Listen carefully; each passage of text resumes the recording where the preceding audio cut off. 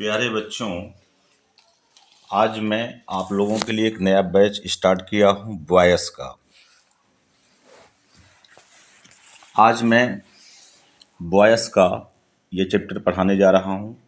आप लोग ध्यान से सुने और इसको समझने का प्रयास करें। मैं एक एक शब्द को बताने का प्रयास किया हूँ। यह क्लास 6 से लेकर के 12 तक के सारे बच्चे इसको पढ़ सकते हैं। तो देखिए, न्यू बैच स्टार्ट। पहला है वॉयस, वाच्य, पाठक सर। इसमें वॉयस का ये पहला क्लास है। नोट में वॉयस क्या होता है? वॉयस को वाच्य कहते हैं। नोट में देखिए, अंग्रेजी भाषा में वॉयस दो प्रकार का होता है। यानी जो वॉयस है दो प्रकार की होती है। पहला है एक्टिव वॉयस, कर्तावाच्य। दूसरा है पैसिव वॉयस, कर्मवाच्य। परिभाषा में एक्टिव वॉयस किसे कहते हैं? जिस वाक्य में सब्जेक्ट प्रधान होता है उसे एक्टिव वॉयस कहा जाता है। यानी जिस वाक्य में सब्जेक्ट मेन होता है उसे एक्टिव वॉयस कहा जाता है। In which sentence subject is main is called the active voice. For example you can see here. Example में देख सकते हैं कि Ram sings a songs. Ram subject है, सब्जेक्ट पहले आया है इसलिए एक्टिव वॉयस है। ही ईट्स आइसक्रीम, अब ही पहले आया है, इस सब्जेक्ट है इसलिए एक्टिव वॉयस है। दूसरी बात, जिस वाक्य में कर्म प्रधान होता है उसे पैसिव वॉयस कहा जाता है। यानी जिसमें कर्म प्रधान होता है उसे passive voice. In which sentence object is main is called the passive voice. देख सकते हैं एग्जाम्पल के माध्यम से, जैसे ऊपर था कि राम सिंग्स ए सॉन्ग, ठीक उसी प्रकार से ए सॉन्ग इज संग बाई राम, पहले ऑब्जेक्ट इसमें आ गया इसलिए पैसिव वॉयस हो गया। दूसरा वाक्य है ही ईट्स आइसक्रीम, तो आइसक्रीम क्या है? यहाँ पर ऑब्जेक्ट है और ईट क्या है? वर्ब है। इसमें ऑब्जेक्ट देखिए पहले आ गया, ice cream is eaten by him, तो यह पैसिव वॉयस हो गया। नोट में देखिए, एक्टिव से पैसिव में बदलते समय, एक्टिव से पैसिव में बदलते समय सब्जेक्ट को ऑब्जेक्ट में तथा ऑब्जेक्ट को सब्जेक्ट में बदला जाता है। यह इंटरचेंज होता है, सब्जेक्ट ऑब्जेक्ट में बदल जाता है और ऑब्जेक्ट सब्जेक्ट में बदल जाता है। तो आप देख सकते हैं, यहाँ मैंने आपको एग्जाम्पल के माध्यम से दिखाने का प्रयास किया हूँ। जैसे सब्जेक्ट है, ये ऑब्जेक्ट है, ये सब्जेक्ट है। सब्जेक्ट जैसे आई है तो आई मी में बदल जाएगा और मी रहेगा तो आई में बदल जाएगा। इसी तरह से वी अस में बदलेगा, अस रहेगा तो वी में बदल जाएगा। यू नो चेंज, यू जो है नहीं बदलता है, यू का यू ही होगा, यू तीनों में यू ही होगा। और ही में बदलता है, अगर हिम है तो ही हो जाएगा। सी का हर होगा, हर रहेगा तो सी हो जाएगा। दे को दे में बदलते हैं, अगर देम है तो दे हो जाएगा। ईट को नो चेंज, माने ईट जौ का त्यों रह जाता है। इसी तरह से अगर सेंटेंस में वाक्य में किसी का नाम आया हो तो नाम का नाम ही रह जाता है। तो इस प्रकार इंटरचेंजिंग आप देख सकते हैं कि सब्जेक्ट को ऑब्जेक्ट में बदलते हैं और ऑब्जेक्ट को सब्जेक्ट में।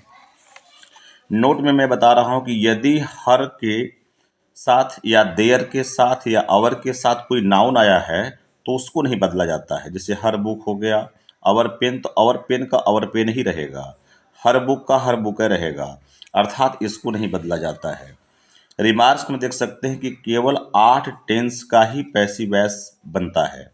यानी केवल 8 टेंस को ही पैसिव वॉइस बनाने का चलन है, शेष 4 वाक्य चलन में नहीं है, जबकि इनका भी बन जाता है। मैं आगे बनाकर दिखाऊंगा आप लोग को। जैसे प्रेजेंट परफेक्ट कॉन्टिन्यूअस टेंस है, पास्ट परफेक्ट कॉन्टिन्यूअस टेंस है, फ्यूचर कॉन्टिन्यूअस टेंस है और फ्यूचर परफेक्ट कॉन्टिन्यूअस टेंस है। ये 4 ऐसे वाक्य हैं जो चलन में नहीं है, हालांकि इनका भी पैसिव वॉइस बनाया जा सकता है। मैं बनाकर आपको आगे की वीडियो में दिखाऊंगा। नोट में वैसे इन वाक्यों का भी पैसिव वॉइस बन सकता है, मैं बनाकर दिखाऊंगा। अब आगे आप देखिए, अब मैं रूल को दिखा रहा हूँ। पहला टेंस आप जानते हैं कि प्रेजेंट इंडेफिनिट टेंस होता है, तो प्रेजेंट इंडेफिनिट टेंस का पैसिव वॉइस कैसे बनता है, इसका रूल है। पहला क्या है, जैसे पहले ऑब्जेक्ट लेते हैं, ऑब्जेक्ट के अनुसार इज, एम, आर का प्रयोग करते हैं। यदि ऑब्जेक्ट सिंगुलर है तो इज लेंगे, यदि ऑब्जेक्ट प्लूरल है तो आर लेंगे, अगर ऑब्जेक्ट आई है तो एम लेंगे। इसके बाद वर्ब का थर्ड फॉर्म प्रयोग करेंगे, फिर बाई, उसके बाद यस लिखेंगे। ये नियम सिंपल का हो जाएगा। दूसरा देख रहे हैं कि ऑब्जेक्ट प्लस इज नॉट या am not, are not, verb का third form plus by plus yes. यानी ऑब्जेक्ट अगर आपका सिंगुलर है तो इज नॉट ले लेंगे नेगेटिव सेंटेंस में, यदि बहुवचन है प्लूरल है तो आर नॉट ले लेंगे, अगर आई रहेगा तो एम नॉट ले लेंगे। तो यदि आप जो है केवल नियम को देख करके अगर सेंटेंस बनाने का प्रयास करेंगे तो मेरे समझ से कोई फॉल्टिंग नहीं आएगी। यदि सेंटेंस आपका प्रेजेंट टेंस का इंट्रोगेटिव है, जैसे डू डज पहले आया है तो उसके स्थान पर ऑब्जेक्ट के अनुसार इज एम आर पहले आ जाएगा, फिर ऑब्जेक्ट आएगा, फिर वर्ब का थर्ड फॉर्म आएगा, फिर बाई आएगा, फिर यस आएगा, माने सब्जेक्ट आएगा। यस का मतलब सब्जेक्ट है। इसी प्रकार से अगर क्वेश्चन वर्ड दिया है यानी व्हाट वाई वेन दिया है तो क्वेश्चन वर्ड को पहले रखेंगे, फिर इज एम आर का प्रयोग ऑब्जेक्ट के अनुसार रखेंगे, फिर वर्ब का third form plus by plus yes. इसी तरह से अगर किसी वाक्य में व्हाट अगर आता है तो व्हाट स्वयं ऑब्जेक्ट होता है, इसलिए इसका स्पेशल रूल होता है। व्हाट के साथ केवल इज आएगा, वर्ब का थर्ड फॉर्म आएगा, प्लस बाई आएगा, प्लस यस आएगा। मैं इसको बनाकर दिखाऊंगा आपको। उसके बाद यदि वाक्य में हुम आया है तो इसके लिए हु पहले रखा जाता है, फिर इज का प्रयोग करते हैं, फिर वर्ब का third form plus by plus yes. अगर वाक्य में हु आया है तो इसके लिए बाई हुम का प्रयोग करते हैं, फिर इज आर का प्रयोग करते हैं, फिर ऑब्जेक्ट लिखते हैं, उसके बाद वर्ब का थर्ड फॉर्म लिखते हैं। इसमें फिर बाद में बाई लगाने की जरूरत नहीं होती क्योंकि बाई पहले लग गया है। किसी सेंटेंस में अगर हाउ मेनी, हाउ मच, विच आया है तो इसके साथ स्वयं ऑब्जेक्ट लगा होता है और उसके साथ इज या आर का प्रयोग करेंगे। ऑब्जेक्ट अगर सिंगुलर है तो इज का प्रयोग, अगर प्लूरल है तो आर का प्रयोग, उसके बाद वर्ब का third form plus by plus yes. तो इस प्रकार आप पूरे स्ट्रक्चर को देख लीजिए। स्ट्रक्चर आप जो है ये वॉइस प्रेजेंट इंडेफिनिट टेंस का स्ट्रक्चर है। पूरे स्ट्रक्चर को आप देख लीजिए। इसको आप लिख सकते हैं स्ट्रक्चर, इसको आप स्ट्रक्चर भी लिख सकते हैं, structure of present indefinite tense. अब एग्जाम्पल के माध्यम से आप समझने का प्रयास कीजिए। जैसे यहाँ पर है सी टेक्स टी, वह चाय पीती है या वह चाय लेती है। तो सी इसमें क्या है, सब्जेक्ट है, टेक्स क्या है, वर्ब है, और टी क्या है, ऑब्जेक्ट है। अब ये एक्टिव वॉइस है। अब इसको पैसिव वॉइस में चेंज करने के लिए पहले ऑब्जेक्ट को लेंगे। तो यहाँ पर टी हो गया, T is taken by her, T is taken by her. इसको देख करके आप नियम से बना सकते हैं। दूसरा देख सकते हैं आप कि they do not drink milk, इसमें दे सब्जेक्ट है, डू नॉट ड्रिंक वर्ब है, मिल्क ऑब्जेक्ट है। चूंकि पैसिव वॉइस में पहले ऑब्जेक्ट को लाना है तो ऑब्जेक्ट को पहले लाइए। तो milk is not drunk by them. अब मिल्क पहले ऑब्जेक्ट यहाँ पर आ गया, यहाँ टी जैसे है यहाँ पहले ऑब्जेक्ट आ गया तो ऑब्जेक्ट प्रधान हो गया तो पैसिव वॉइस हो गया। इसी तरह से हर नियम के अनुसार हम एग्जाम्पल दिए हैं, आप इसको देख सकते हैं।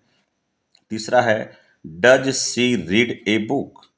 तो यहाँ पर यस सी क्या है, सब्जेक्ट है, रीड वर्ब है, ए बुक ऑब्जेक्ट है, और डज के स्थान पे इज एम आर का प्रयोग हो जाएगा पैसिव वॉइस में। तो is a book read by her. अब आपको गाइस समझ में आ रहा होगा कि सेंटेंस कैसे बनेगा। अब देखिए चौथा वाक्य है, जैसे why do you give him a book. कभी कभी क्या होता है कि सेंटेंस में दोनों ऑब्जेक्ट एक साथ आते हैं तो जो पहला ऑब्जेक्ट है उसको लेकर बनाने में आसान हो जाता है। तो इसमें यू सब्जेक्ट है, गिव वर्ब है, हिम ऑब्जेक्ट है, तो पहले हिम को ले लीजिए। अब इंट्रोगेटिव वर्ड्स आया तो इंट्रोगेटिव वर्ड्स को नीचे उतार दीजिए। फिर वाई इज ही में इधर आएगा तो ही हो जाएगा।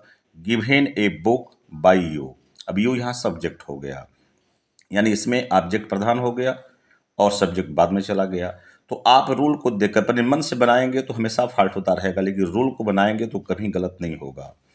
इसके बाद देखिए अगर कोई सेंटेंस वाट से शुरू है, जैसे वाट डू यू वांट, तुम क्या चाहते हो, तो इसमें वाट स्वयं ऑब्जेक्ट है। जिस वाक्य में वाट आता है स्वयं ऑब्जेक्ट होता है, उसको बदलने की कोई जरूरत नहीं है।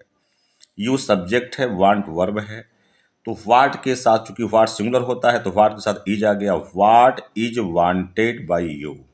गाइज अब मुझे समझ में आ रहा है कि आप लोग अच्छे से इसको समझ गए होंगे। अब मैं आगे आपको दिखा रहा हूं कि किसी सेंटेंस में अगर हुम आया है जैसे होम डू यू लाइक, तुम किसे पसंद करते हो, तो होम के स्थान पे हु का प्रयोग करते हैं। इज लाइक्ड बाई यू, माने who is liked by you. आप इसको देख सकते हैं, स्ट्रक्चर को देख करके इसको समझ सकते हैं। यदि किसी सेंटेंस में जैसे हु आया, जैसे हु टॉक्स विथ यू, तुम किसके साथ बात करते हो, तो हु को बाई हुम में चेंज करते हैं। यू यहाँ ऑब्जेक्ट है, इसमें सब्जेक्ट है ही नहीं, सब्जेक्ट माने हु स्वयं है, इसलिए सब्जेक्ट में बाई हुम पहले लग गया। तो बाई हुम आर यू टॉक्ड विथ, यानी अगर किसी सेंटेंस में प्रीपोजिशन दिया है तो उसको लास्ट में रख सकते हैं, यदि कोई शब्द है तो उसके पहले भी हो सकता है। एक और सेंटेंस इसमें दिखा रहे हैं कि हु कॉल्स यू, यहाँ पर भी देखिए हु कॉल्स यू, यहाँ हु क्या है, सब्जेक्ट है, कॉल्स क्या है, वर्ब है, यू क्या है, ऑब्जेक्ट है। तो by whom are you called, तुम्हारे द्वारा कौन बुलाया जाता है। इसी तरह से अगर किसी सेंटेंस में विच आया है या हाउ मेनी आया है, हाउ मच आया है, तो इसके साथ देखो नाउन या ऑब्जेक्ट लगा होता है। तो which book do you like, तो which book do you like, तुम कौन सी पुस्तक पसंद करते हो, तो यहाँ पर विच बुक का विच ए बुक हो जाएगा। फिर which book is liked by you. तो इस प्रकार आप पूरे जो है structure of present indefinite tense को देख सकते हैं। एक एक स्ट्रक्चर को आप देखते जाइए, बनाते जाइए। पहला सिंपल का है, दूसरा नेगेटिव का है, तीसरा इंट्रोगेटिव का है, चौथा इनडायरेक्ट इंट्रोगेटिव का है, फिर व्हाट से बनने वाले सेंटेंस का फार्मूला है, होम से बनने वाले सेंटेंस का फार्मूला है, हु से बनने वाले सेंटेंस का फार्मूला है, हाउ मेनी हाउ मच से बनने वाले सेंटेंस का फार्मूला है। यानी आप 2-4 नियम जानते हैं, लेकिन वॉयस बनाने का 8 नियम होता है। इस 8 नियम से ज़्यादा आप कहीं पा भी नहीं सकते। तो पूरे नियम को हम यहाँ रखने का प्रयास किए हैं। अभी मैं आपको कॉपी के माध्यम से समझा रहा हूँ, लेकिन कुछ दिन के बाद ब्लैक बोर्ड के माध्यम से भी आप लोग के बीच में भेजूँगा। यदि आप लोग को ये वीडियो पसंद आई होगी तो लाइक करें। Thanks, okay, thank you, all of you.